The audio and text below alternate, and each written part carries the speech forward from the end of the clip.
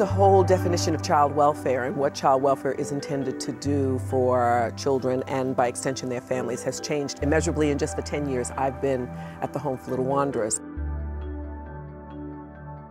I think, 50 years ago you kept kids safe by removing them from home and having them live in sort of protected and isolated environments. The Home for Little Wanderers does not think that institutional upbringing is what kids need or kids want, and that families need to raise children, communities need to raise children and own them, and the institutions like the home can help along the way and want to be available at all stages of a kid's development.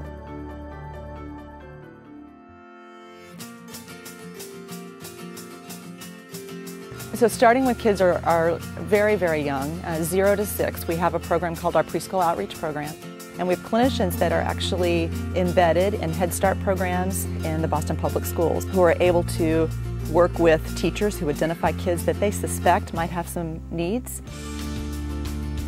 We have a program called Safe at Home, and our in-home therapy teams go into the homes, work with families sometimes 2 and 3 times a week. And when families are stressed trying to pay for housing and to keep the lights on, they have a harder time being good parents.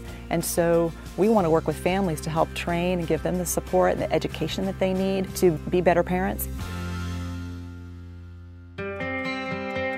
We decided to kind of reinvigorate a statewide aging out task force. This was a tremendously high-risk group of young people.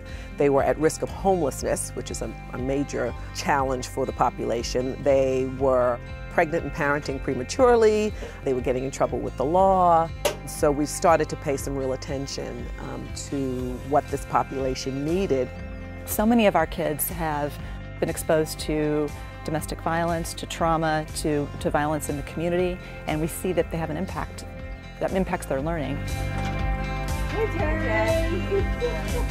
can't leave an 18-year-old and think, oh, because they're legally an adult means that they can be able to survive and be independent.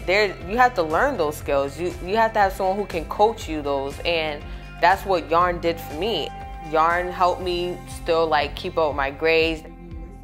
For the Young Adult Resource Network, or YARN, I think the strength of a program like YARN is that we identify one person, a life coach, who works with that young adult to help them articulate what their dreams are and then execute that.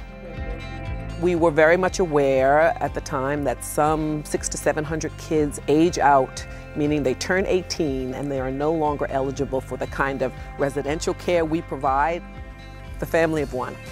I think actually our stating that has been a significant kind of pronouncement. We all had to internally come to grips with the fact that some of our kids really were not going home.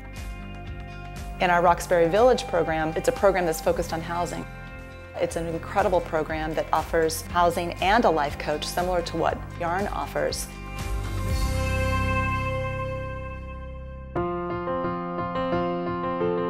Academic Support for College and Life program at Bridgewater State University is a collaboration between the home and Bridgewater for those kids who have aged out, for whom college has become the route to achieving their career goals.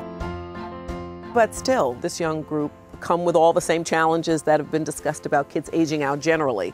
I've had a lot of things happen to me, and if I was just plunked into just any random college with no help or support, I don't want to know how to act. I mean, I would do what I need to do as far as school-wise, but I would keep a lot of stuff bottled up.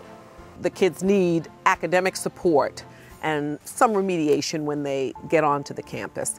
At the same time, they have some of the same social and emotional challenges and needs that they have because they've been part of the child welfare system, and that is what it is. And so we do have counseling and clinical support as part of this program.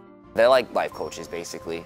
They're here to help support us. I mean, we do the work, and we go to class, and we do what we have to do, and if we need help or we need, be steered in the right direction, that they're here to help us. I have people who believe in me.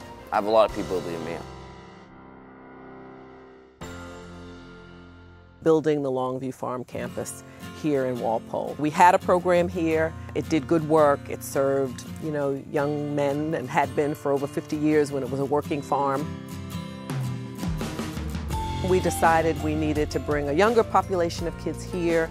We needed to expand the residential space here. We needed to build a new school, and we did. And it's a spectacular living and learning environment for kids, as high quality and as nice as any actually boarding school that you would find in the Commonwealth of Massachusetts.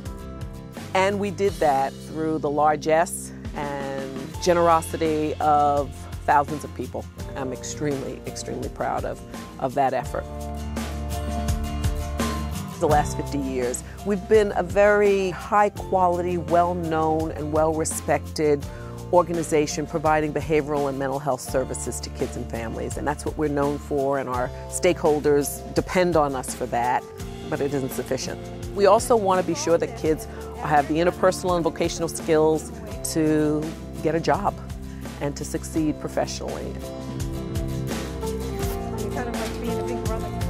Collaborations with community business people around providing employment opportunity and exposure to our kids.